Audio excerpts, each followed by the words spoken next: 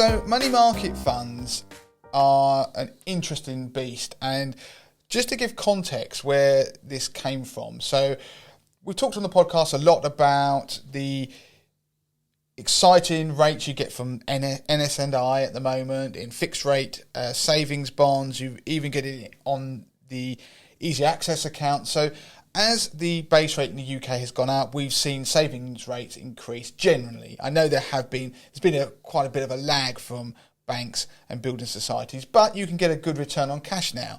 The issue is that lots of people invest, and they may be investing via a SIP or an ISA, for example, not a cash ISA, I'm talking about stocks and shares ISA, and they may have money sitting in cash within that product, or they may want to disinvest for a period of time and sit in cash. I mean, it's their money, they can do as they wish, but one of the issues has been historically that these platforms didn't pay a return on cash, and or if they did, it was very small, and that's starting to be rectified. So we've seen a movement whereby platforms are starting to not charge management fees on cash that's held. Some are obviously offering cash management accounts, so money can sit on deposit for a period of time, and they are also offering interest on that money. Because previously what would happen is one of the reasons they wouldn't give you any interest on the money within a platform is because they could make money on that money. That would boost their profit margin, because if they didn't give you much interest but they could earn interest on customer deposits elsewhere, then that would boost their profit margins.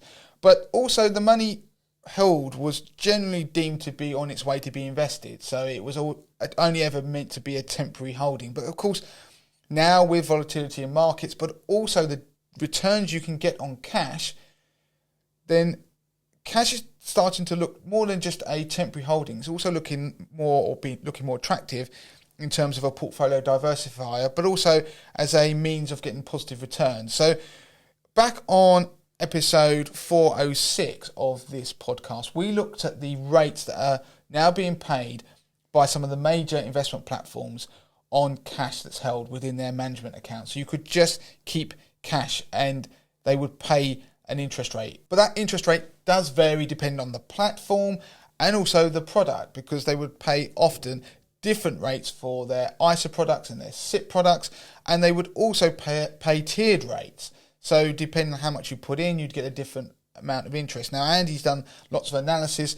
I wouldn't say go back and listen to that episode. You can if you want an explanation of it, but the rates have changed so much. Andy's just updated that analysis for the latest rates, and you can find that on the Money to Masses website. We'll put a link in the notes of this episode. Bearing in mind it's easy access, there are some quite attractive rates out there. There are some still miserly rates, but you could, if you wanted, pick a platform that does pay a decent rate on cash. Now, I'll just throw one or two for people who are listening to the podcast. Best Invest is by far the best payer on cash. They actually, at the moment, as we do this, pay 4.35%.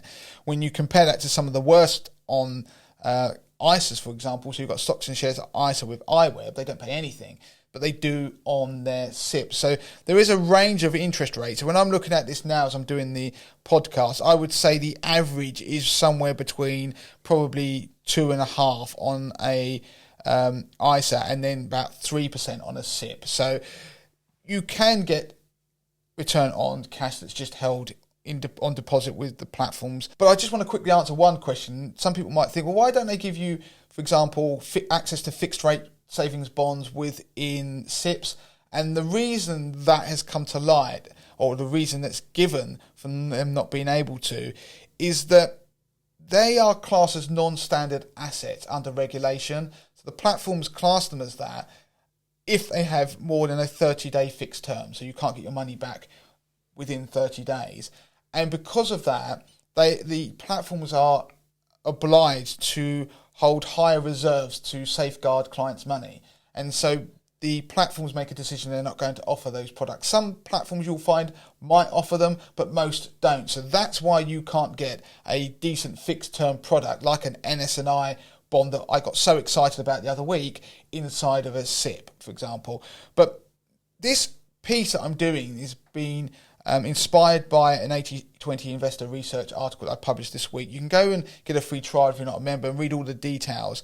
But aside from getting a return on cash you might not get on deposit with your platform, you could look at gilt. We covered that in podcast 423. Do go back and listen to that episode because it's particularly interesting for high rate taxpayers, because short-term gilts are now offering a good return which can mostly be tax-free. So even if they're not held within a SIPP or an ISA, high rate taxpayers can get over 5%, and that is after tax, and that's because you hold them and they're backed by government, and if you hold them for a short period of time, within say a year, you get your small interest payments, but also you get the maturity value back.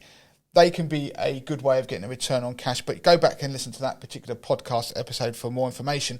One thing I would say is that platforms are offering the ability to invest directly into individual gilts because of this fact. They're gaining popularity, so people at Hargreaves are making it easier to invest in them, for example. But this all gives you the lead up as to why money market funds have now become interesting, because you could have a platform that pays you a miserly level of cash. You may not have access to cash at all. You might be in a product that doesn't give you that. And so you might sit there and think, what other things can I do that can give me a return on cash? So that is where money market funds come in. And in the US, just as a side note, we've seen money be taken out of regional banks. So they've regional banks in America, and being put into money market funds that are now giving decent returns. And that's what caused the mini banking crisis that we had. It wasn't really a crisis, but it started to look like it might be one earlier this year. So money market funds globally are becoming interesting because central banks have increased interest rates. So what is a money market fund? Now, a money market fund is a form of a collective investment. So you can think of something like a unit trust or an OIC. And what they do is they invest in short-term debt instruments, things like treasury bills, commercial paper, certificates of deposit, in order to generate a return. Now, you will see if you look on most platforms, there might be a cash fund. But the important thing you've got to understand, which is one of the reasons I've never really talked about them in the past, is that it's not cash. It's not the same as money in a bank, because there is an element of investment risk in them.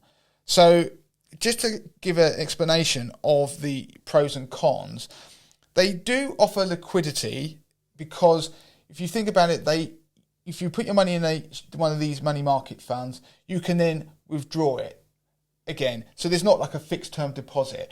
Now, over the last year, the rate or the return you're getting on these funds has increased. If you look at a chart, it's gone up, and you could get, say, 4% on one of these funds over the last year. And that includes a period where rates have been increasing. So if rates stay higher for longer, the amount you're going to get on that money market fund is going to be even higher, probably about 4 or 5%. It depends on the individual fund. They are obviously meant to be low risk, and when you compare them to normal bonds, they're lower risk than normal bonds, and they can be competitive in terms of cash-like returns. They are sensitive to interest rates, though, so this is one of the cons. So if interest rates change, the return you get on that money market fund can change significantly. And there is an element of credit risk, because there are financial instruments they're investing in that are going to give cash-like returns, and therefore you've got that counterparty risk. But you also got market conditions can cause problems. So like I said about interest rates and interest rate expectations, but if you get a flood of money in to a cash fund and then you get a flood of money out, they've got to try and meet those redemptions, then that can mean that they can struggle to do that. Actually, the FCA published a paper on what happened around March 2020.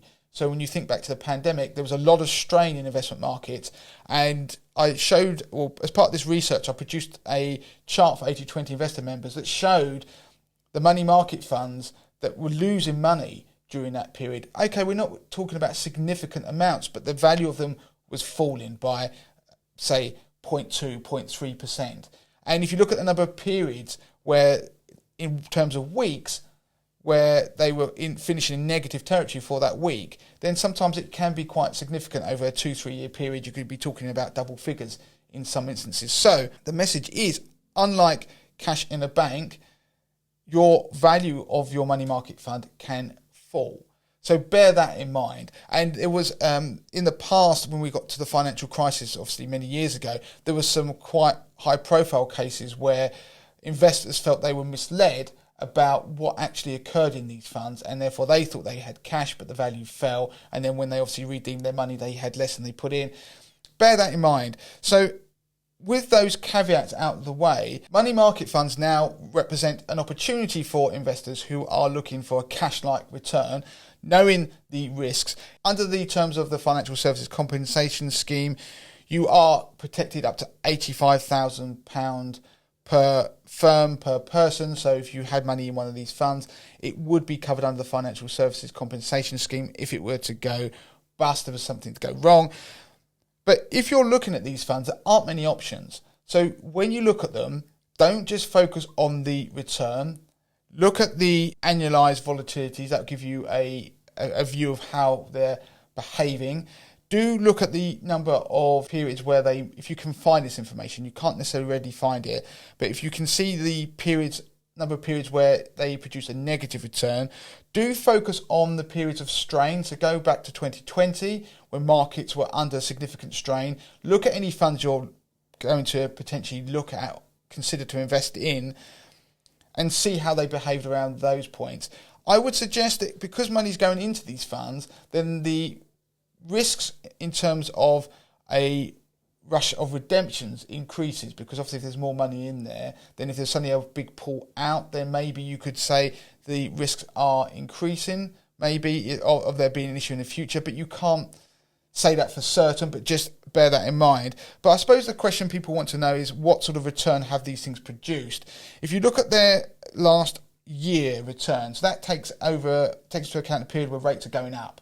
So we haven't had where the base rate is now, we've had a significant series of rate rises. The 1 year return I'm looking at here, the highest is about 4.3% you would have got over that year. The lowest is about 3.5%, which, given that some of the rates that we're seeing on what platforms pay on cash, that would be of interest to people.